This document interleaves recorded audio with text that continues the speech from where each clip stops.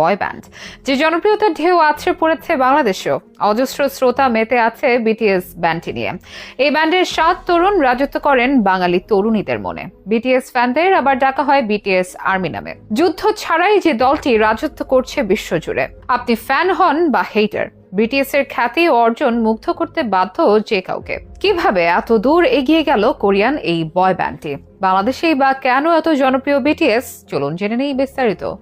দক্ষিণ কোরিয়া দেশটি সম্পর্কে জানা রয়েছে সবারই। বিশ্বের বুকে উন্নত একটি দেশ, আর তাদের উন্নতির পেছনে গুরুত্বপূর্ণ অবদান রয়েছে বিটিএস এর। শুনতে কিছুটা অবাক লাগলেও কোরিয়ান অর্থনীতিতে বড় একটি ভূমিকা পালন করে বিটিএস ব্যান্ড, যারা বাংতান বয়েজ নামে পরিচিত।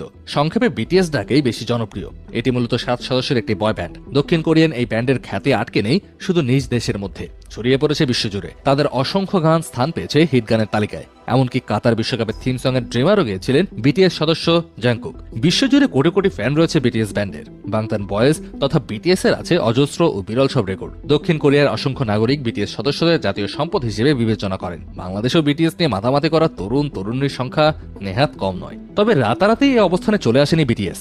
খ্যাতি এসেছে দিনে দিনে। এই ব্যান্ডে মোট 7 জন সদস্য রয়েছেন। প্রফেশনালি যাদের নামগুলো হচ্ছে Jin, Suga, J Hope, R M, Jimin, V ও জাংকুক। 2010 সালে বিগ হিট এন্টারটেইনমেন্টের মাধ্যমে তাদের পথ চলা শুরু। তখন দল গঠন শুরু হয় আর এম কে দিয়ে, তাই তাকে বিটিএস লিডার ডাকা হয়, যেখানে একে একে যোগ দেন বাকি 6 জন। 2013 সালে তারা আত্মপ্রকাশ করেন। খেয়ে জানতো সেদিনে সেই 7 তরুণের বিটিএস পরবর্তীতে বিশ্ব কাঁপাবে, সারা বিশ্বে কোরিয়ান পপের ঝড় তুলবে। গত 1 দশকে নিজেদের অনন্য এক উচ্চতায় নিয়ে গিয়েছে এই বয় ব্যান্ড। বলা হয় বিশ্বে বর্তমান যতগুলো ব্যান্ড রয়েছে তার মধ্যে বিটিএস ভক্তের সংখ্যা সবচেয়ে বেশি। তাদের গানগুলো বিলবোর্ড চার্টে রেকর্ডের পর রেকর্ড করেছে, ইউনিসেফের প্রচারণার অংশ হয়েছে, জাতিসংঘের বার্ষিক সাধারণ অধিবেশনে তারা বিশেষ দূত হয়েছে, এমনকি ডাক পেয়েছেন মার্কিন প্রেসিডেন্ট জো বাইডেনের থেকেও। 2022 সালে ফিফা বিশ্বকাপ থিম সং এর জন্য বাছাই করা হয় এক বিটিএস তারকাকে। জাংকুকের ড্রিমার দিয়ে শুরু হয়েছিল স্মরণীয় কাতার বিশ্বকাপ।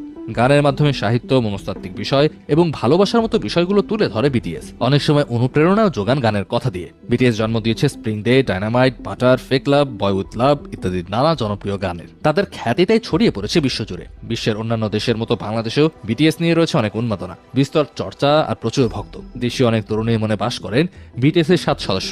বাদ যান না তরুণেরাও। অনেকে ব্যাংককে গিয়ে পর্যন্ত বিটিএস এর কনসার্ট উপভোগ করেন। বিটিএস এর অসাধারণ সব গানই মূলত জন্ম দিয়েছে এত শ্রোতা ও অনুরাগী, যার প্রভাব পড়েছে বাংলাদেশি তরুণ তরুণীদের মাঝেও। শুধু গানেই নয়, আচার আচরণ, পোশাক, সব ক্ষেত্রেই তাদের অনুসরণ করে চলছে অনেকেই। বাংতান বয়েজের গানে মাতোয়ারা অজস্র বাংলাদেশি শ্রোতা। গড়ে উঠেছে বেশ কিছু ফেসবুক গ্রুপও। অনেকের দক্ষিণ কোরিয়ান দেশ ও ভাষা সম্পর্কেও আগ্রহ এসেছে বিটিএস থেকেই। সক্রিয় বৈশিষ্ট্যের কারণেই বিটিএস ব্যান্ড এত জনপ্রিয়। তাদের ফ্যানদেরও ডাকা হয় অভিনব নামে, বিটিএস আর্মি। কোন প্রকার যুদ্ধ কিংবা বিদ্রোহ ছাড়াই যারা রাজত্ব করছে বিশ্বজুড়ে। বাংলাদেশও সেটা ব্যতিক্রম নয়।